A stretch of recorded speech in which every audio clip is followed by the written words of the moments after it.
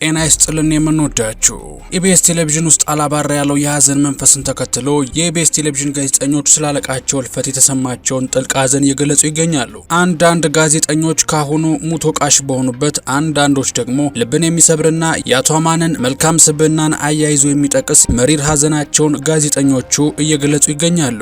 የእሁድን በኢቢኤስ ጋዜጠኞች፣ የቅዳሜን ከሰዓት ጋዜጠኞችና እንዲሁም ከዚህ በፊት ኢቢኤስ ቴሌቪዥን ላይ በጋዜጠኝነት ለመስራት እድል አግኝተው የነበሩ አሁን ላይ ከኢቢኤስ ቴሌቪዥን ውጪ የራሳቸውን መንገድ የመረጡ ጋዜጠኞችስ ስለ አቶ አማን እልፈት ምን አሉ? እውነት አቶ አማን ኢቢኤስን በመሩበት ወቅት ብሔርና ሃይማኖትን እየለዩ ሽፋን ሰጥተው ነበር ወይስ የተባለው ሁሉ ስም የማጥፋት ዘመቻ ነው የሚለውን በማስረጃ ደግፈን ወደ እናንተ ልናደርሰው በዚህ ቪዲዮ ተገናኝተናል። የአቶ አማን ቤተሰቦች ማለትም ባለቤትና ልጆቻቸው ያሉበት ሁኔታ እንዲሁም የቀብር ስነ ስርዓቱ እንዴትና በየት ሀገር ሊፈጸም ታስቧል የሚለውን የተሰማውን መረጃም ይዘንላችኋል። ዝርዝሩን ለማድመጥ ከእናንተ የሚጠበቀው እንደተለመደው ላይክና ሰብስክራይብ የሚሉ ነጭና ቀይ ቀለሞችን መታ እያደረጋችሁ አብራችሁን ጥቂት ዝለቁም። የኢቢኤስ ጋዜጠኛና አቅራቢ የሆነው አብርሃም ክብረአብ ገና ከጋዜጠኝነት ትምህርት ቤት እንደተመረቀ አቶ አማን የስራ እድል በመስጠት ብቻ ሳይሆን በህይወቱ ውጣ ውረድ ውስጥ እንደ አባትና እንደ ታላቅ ወንድም ቀርቦ እንባውን ያበሰለት፣ በሀዘኑ ወቅትም አለውልህ በማለት ብርታት የሆነው የልብ ወዳጁ እንደነበር በከባድ ሀዘን ገልጿል። አብርሃም እንደሚለው ዛሬ በኢቢኤስ ስር የምንመለከታቸው አቅራቢዎች ብቻ ሳይሆኑ በየትኛውም የስራ ዘርፍ የተሰማሩ ባለሙያዎች የዚህ ወርቅ ሰው እጅና ምክር አርፎባቸዋል ይለናል። ለብዙዎቹ ባባሽ የነበረው ብርቱ አቶ አማን ከህመም ጋር በጽናት ታግሎ ዛሬ በሞት መለየቱ ያስከተለው ስብራት እውነት ነው ብሎ ለመቀበል የሚከብድ መሆኑን አብርሃም በከፍተኛ ሐዘን ተናግሯል። እውነት ከልብ እንወድሃለን፣ የመከርከኝ ምክሮች የህይወት ስንቅ ናቸው፣ በምድር የዘራኸው በጎነት በሰማይ ተከትሎህ፣ ነፍስህ ከደጋጎች ጋር በአምላክ እቅፍ ትረፍ ሲል ጋዜጠኛው ጥልቅ ሐዘኑን አስተላልፏል። የቀድሞ የኢቢኤስ አቅራቢ ዋለልኝ አስማረ ባጋራው ፖስቱ ዋለልኝ አቶ አማንን ሲገልጸው ያጣነው አለቃን ወይም ባለሀብትን ብቻ ሳይሆን የቀዘቀዘ ልብና የሞቀ ደም ያለው አባትና ጓደኛ መሆን የሚችልን ታላቅ ሰው ነው ብሏል። ዋለልኝ የአማንን አዛኝነት የሚያሳዩ ገጠመኞችን እንዲህ ይተርካል። የቆሻ አደጋ ተከስቶ ከ130 በላይ ወገኖች በሞቱበት ወቅት አቶ አማን ከአሜሪካ አዲስ አበባ የገባበት ዕለት ነበረ። የዜና ዘገባው እንዲሰራ ትዕዛዝ ሲሰጥ ፊቱ ላይ ይታይ የነበረው ስብራትና ይህ አይነት ሞት ለማንም አይገባም፣ ሁላችንም ከዚህ ህይወት አንድ ስንዝር ብቻ ነው የምንርቀው በማለት ባዘነ ድምጽ የተናገረው ቃል አቶ አማን ለሰው ልጅ ህይወት የነበረውን ጥልቅ ክብር ያሳየ ነበር ብሏል። ዋለልኝ አቶ አማንን እንደ መሪ ብቻ ሳይሆን አረማመዱንና አነጋገሩን ሳይቀር የሚኮርጅለት ሮል ሞዴሉ እንደነበር ገልጿል። በተጨማሪም አማን በስራው ዓለም ውስጥ የነበረውን የምህረትና የፍትህ ሚዛን ዋለልኝ እንዲህ ያስታውሳል። አንድ ባልደረባቸው የድርጅቱን ስም ተጠቅሞ ገንዘብ በማጥፋቱ ከስራ በተሰናበተበት ወቅት አማን ለዋለልኝ የሰጠው ምክር ወንድምህ ነው፣ መስመር ሳታልፍ አግዘው የሚል ነበር። ዋለልኝ ገንዘብ አልወሰደም እንዴ ብሎ ሲጠይቀውም አማን እኔ ከስራ አሰናበትኩት፣ ቀሪው የእግዚአብሔር ነው በማለት የበቀል መንፈስ የሌለው ይቅር ባይ መሪ መሆኑን በተግባር አሳይቷል። የታመሙ ሰራተኞች ሆስፒታል ድረስ ቀድሞ በመገኘት መጠየቁና የሕክምና ወጪያቸውን መሸፈኑም የአቶ አማን የዘወትር ተግባር ነበር ብሏል። ዋለልኝ ገና በ25 ዓመቱ ድርጅቱን ሲቀላቀል አማን ኢቢኤስ መስራት የፈለከው ለደሞዝ ከሆነ አትድከም፣ እኔ የሚፈልገው ኢቢኤስን ተጠቅሞ መለወጥ የሚችል ጋዜጠኛ ነው በማለት የሰጠው ትምህርት የህይወቱ መመሪያ እንደሆነ ይገልጻል። ዋለልኝ ይህን ሁሉ እያስታወሰ ከወራት በፊት በአካል ተገናኝተን መምህሬ ነህ ስለው ፊቱ ላይ የነበረው ፈገግታ ከህሊና አይጠፋም ሲል የታላቁን መሪ ሌጋሲ እያወደሰ በሰላም እንዲያርፍ ልባዊ ምኞቱን ገልጿል። እንደ ጥበብ ሰለሞንና ጸገነት ልማ ያሉ አቅራቢዎች ደግሞ በድንጋጤ ውስጥ ነው ነፍስ በሰላም ትረፍ በማለት የአቶ አማንን ፎቶግራፍ በማጋራት ሀዘናቸውን እየገለጹ ይገኛሉ። የእሁድን በኢቢኤስ አቅራቢው ዳንኤል ተገኘም ፎቶን በማጋራት ነፍስ ይማር ወንድሜ በማለት አቶ አማን ከስራ ባልደረባ ካለቃነት ውጪ እንደ ወንድም መካሪው እንደነበር በማሰብ አለቃዬ ሳይሆን ወንድሜ በማለት በአጭር ቃል ገልጾታል። የጣቢያው የቀድሞ የቅዳሜን ከሰዓት አቅራቢ የነበረችው ሰላማዊት ደጀን አቶ አማንን የሀሳብ መሪና የብዙዎችን ህይወት የቀረጸ ትልቅ አእምሮ ስትል ገልጸዋል። ገልጸዋለች። በተመሳሳይ የሄለን ሾው አዘጋጅና አቅራቢ ሄለን መስፍን እንዲሁም የቲክቶክ ፕሮግራም አዘጋጅና አቅራቢው ሰለሞን ተካ አቶ አማን ማለት በውስጣቸው ያለውን ችሎታ አይቶ አምኖና በሩን ከፍቶ ለዓለም እንዲታወቁ ያደረገ የጥበብ በር ከፋቻቸው እንደሆነ ይመሰክራሉ። ሄለን ስትናገር ሚዲያ ውስጥ ራሴን አይቸው የማላውቀውን እኔን አውጥቶ አሳይቶኛል ስትል ለዘላለም የምታመሰግነው ባለውለታዋ መሆኑን በሐዘን ስትገልጽ፣ ሰለሞን ካሳ ደግሞ አማንን የሚዲያ አብዮት የልብ ትርታ ሲል ይጠራዋል። ሰለሞን የቲክቶክ ስኬት ከአማን የማይናወጥ ድጋፍና ለፈጠራ ካለው ፍቅር ጋር የመጣ መሆኑን ገልጿል። ዛሬ በህይወት አልፎ የስራ ባልደረቦቹን ቤተሰቦቹንና የስራ ገበታውን የተለየው አቶ አማን ከዓመታት በፊት በሀገር አሜሪካን በተዘጋጀ አንድ ዝግጅት ላይ ኢቢኤስ ሲወደስና ሲመሰገን ካመሰገናቸው ጥቂት ጋዜጠኞች መካከል የቲክቶክ አቅራቢው ሰለሞን፣ የሄለን ሾው አቅራቢዋ ሄለን፣ የንጨዋወታለኑ የአቅራቢዎቹ እነ ትዕግስትን እንዲሁም እነ ሰይፉ ፋንታውን ኢቢኤስ ላይ ከጅምሩ ጀምረው ለረጅም ዓመታት በጽናት በመቆየት የኢቢኤስን ደስታ ብቻ ሳይሆን ሀዘንና ትግላቸውን በመጋራታቸው ክብሩን እኔ ብቻዬን አልወስድም በማለት አመስግኗቸው እንደነበርም የሚታወስ ነው። የአቶ አማን ደግነት በስራ ቦታ ብቻ የተገደበ አልነበረም። እሱ በጎ አድራጎትን በተግባር የሚኖር ሰው እንደነበር የጣቢያው የፕሮግራም ዳይሬክተር የነበረው በኋላም አቅራቢ መሆን የቻለው አሁን ላይ በሀገር አሜሪካን የሚገኘው ኮሜዲያን ናትናኤል አብርሃምና ሌሎችም ምስክሮች ናቸው።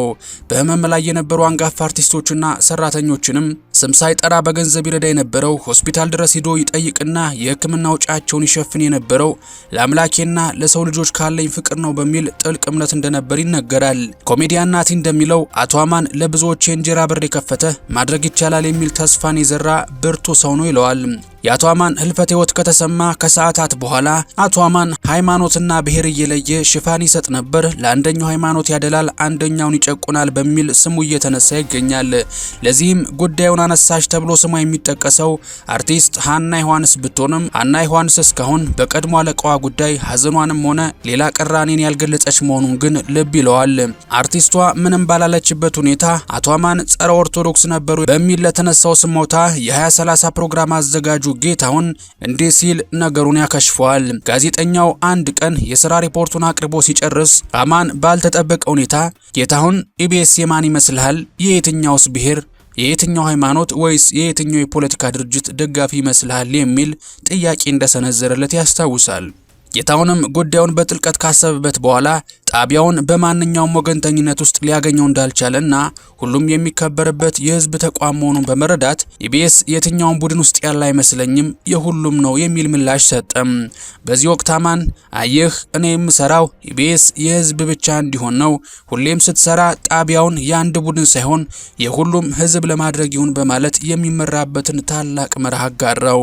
ንግግሩንም ከእርሱ ጋር በቅርበት የሰራ ሁሉ በሚያውቃትና ሁሌም በንግግሩ መሃል በማጠፋው አሁን ገባህ አይደል በሚለው ቃሉ አተመው። ጌታሁን አማንን በህይወት ካያቸውና ከሚያስደንቁት መሪዎች አንዱ መሆኑን ጠቅሶ እርሱን መሆን ባይቻል እንኳን አካሄዱንና አነጋገሩን የሚኮርጁለት ምርጥ መሪ እንደነበር በከፍተኛ ሐዘን ገልጿል። የጣቢያው የቀድሞ የእሁድን በኢቢኤስ አቅራቢዎችና ናፍቆት ትዕግስቱና መቅደስ ደበሳይን ጨምሮ በርካታ የሙያ ባልደረቦቹ አቶ አማን ለኢትዮጵያ ሚዲያ እድገትና ለዘመናዊ የቴሌቪዥን ስነ ጥበብ ያበረከተው አስተዋጽኦ ወደር የማይገኝለት መሆኑን በሐዘን ልብ ይመሰክራሉ። እነዚህ የሚዲያ ባለሙያዎች እንደሚገልጹት የአቶ አማን ህልፈት በኢቢኤስ ውስጥ ለሚሰሩ ሰራተኞች ብቻ ሳይሆን እንደ ሀገርም ትልቅ የእውቀት የፈጠራና የራዕይ ኪሳራ ነው። እንደ ባለሙያዎቹ አገላለጽ አማን ለብዙዎች የስራ ዕድል የፈጠረ ባለሀብት ብቻ ሳይሆን ኢትዮጵያውያን የራሳቸውን ታሪክ በራሳቸው አንደበትና በዓለም አቀፍ ጥራት እንዲናገሩ መንገድ የጠረገ በሚዲያው ዓለም መሰረት የጣለ መሪ ነበር። ይህ ያጣነው ታላቅ ሰው የሚዲያ ኢንዱስትሪው ገና ያልደረሰባቸውን ራዕዮች ቀድሞ የሚያይና የሚተገብር ብርቱ አእምሮ የነበረው በመሆኑ የእርሱ ከዚህ ዓለም መለየት በኢትዮጵያ የሚዲያ ታሪክ ውስጥ በቀላሉ የማይሞላ ትልቅ ክፍተት ፈጥሮ ያልፋል ሲሉ ሐዘናቸውንም ጭምር ገልጸዋል። ቀደም ሲል በተዘጋጀ አንድ ፕሮግራም ላይ አቶ አማን የምስጋና መድረክ ላይ እንደነ ሰይፉ ፋንታውን፣ ትዕግስት አስፋውና ሄለን መስፍን ያሉ የጣቢያውን ባለውለታዎች ድርጅቱ ገና ሳይቋቋም ጀምሮ በትጋት በመስራታቸው በይፋ ማመስገኑ ይታወሳል። ይህንን የታላቅ መሪ ምስጋና በተግባር የኖረችውና በንጮት ፕሮግራም ለዓመታት የቆየችው ትዕግስት አስፋው አማንን ወንድሜና ባለውለታዬ ስትል በከባድ ሐዘን ገልጸዋለች። ትዕግስት እንደምትመሰክረው አማን በሩን ከፍቶ የስራ ዕድል ከመስጠቱ ባሻገር ሲናገር በደከመች ቁጥር ቲጂ ካንቺ የምጠብቀው ብዙ ነው እያለ ብርታት በመሆን ለ10 ዓመታት በኢቢኤስ እንድትቆይ ዋነኛ ምክንያት እንደሆነ ተናግራለች። አቶ አማንን ለደቂቃ ያወራው ሰው እንኳን ቅንነቱን የሚመሰክርለት ደግ ሰው እንደነበርም አያይዛ ገልጻለች። ትዕግስት አቶ አማን ከስራ መሪነት ባለፈ የህይወት ደጋፊ የነበረ ወንድሜ ነው ብላለች። በተመሳሳይ ሁኔታ የቀድሞ የፊልም ተዋናይትና ሞዴል የነበረችው ወደ ኢቢኤስ ከመጣች በኋላ ግን እጅግ ዝነኛና ተወዳጅ ለመሆን የበቃችው ሉላ ገዙ በቅርቡ ባጣችው የስራ ባልደረባዋ ነጻነት ወርቅነህ ምክንያት ያደረገችውን ጥቁር የሀዘን ፕሮፋይል ፒክቸር ሳትቀይር የአቶ አማን እልፈት ሀዘኗን በይበልጥ የከፋ አድርጎታል።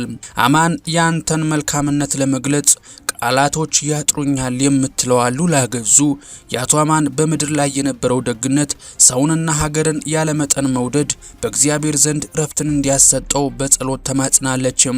በቀድሞ የንጫወት ፕሮግራም ላይ ከትዕግስት ጋር አብሮ የፕሮግራም መሪ የነበረው ሳይመን ደምሴ በአቶ አማን ፍስሐ ጽዮን እልፈት የተሰማውን ጥልቅ ሀዘን ሲገልጽ አማን ለማንኛውም ባለሙያ ቀናና መልካም የስራ መሪ እንደነበር ተናግሯል። ሳይመን እንደሚለው አቶ አማን ለሰዎች አዳዲስ እድሎችን በመስጠት አቅምን በማውጣትና አብሮ መስራት ላይ ጽኑ እምነት የነበረው ባለራዕይ ነበር ሲል ሳይመን ለሟች ወዳጅ ዘመዶቹ በተለይም ለባለቤቱ ለማክዳና ለልጆቹ ፈጣሪ መጽናናቱን እንዲሰጥ ያለውን ልባዊ ምኞትም አክለው ገልጿል። ሰይፉ ፋንታውን እስካሁን በአቶ አማን እልፈተ ህይወት ላይ ያጋራው የሀዘን መግለጫ የለም። የአቶ አማንን የቀብር ስነ ስርዓት በተመለከተ ሕክምናውን ሲያደርግ የነበረውና ቋሚ መኖሪያው ከዚህ በፊት በሀገር አሜሪካን መሆኑን ተከትሎ እንዲሁም ቤተሰቡ ማለትም ልጆቹና ባለቤቱ በሀገር አሜሪካ መገኘታቸውን ተከትሎ የቀብር ስነ ስርዓቱ በሀገር አሜሪካ ሊደረግ እንደሚችል አንዳንድ መረጃዎች እየወጡ ነው። ይሁንና የቀብር ሁኔታውን በተመለከተ ይፋዊ መግለጫ ሲሰጥ በዚሁ በቻናላችን ወደ እናንተ ወደምንወዳችሁ ተመልካቾቻችን መረጃውን የምናደርስ ይሆናል። አቶ አማን ፍስሐ ጽዮን ለኢትዮጵያ ሚዲያ ያበረከተው ትልቁ ስጦታ ኢቢኤስ ብቻ ሳይሆን ሁሉም ነገር የሚቻል መሆኑን ያሳየበት በመቶዎች የሚቆጠሩ ባለሙያዎችን የገነባበት ብርቱ ማንነቱ ነው። ለባለቤቱ ለወይዘሮ ማክዳ ለልጆቹና ለመላው የኢቢኤስ ቤተሰብ በቻናላችን ስም መጽናናትን እንመኛለን። የምንወዳችሁ ጥንቅራችንን እስከ መጨረሻው ስለታደማችሁ ላቅ ያለ ምስጋናን እያቀረብኩ በቀጣይ በሌላ ጥንቅር እስከምንገናኝ ሰላማችሁ ብዝት ይበለልኝ። ቸር ቆዩልኝ።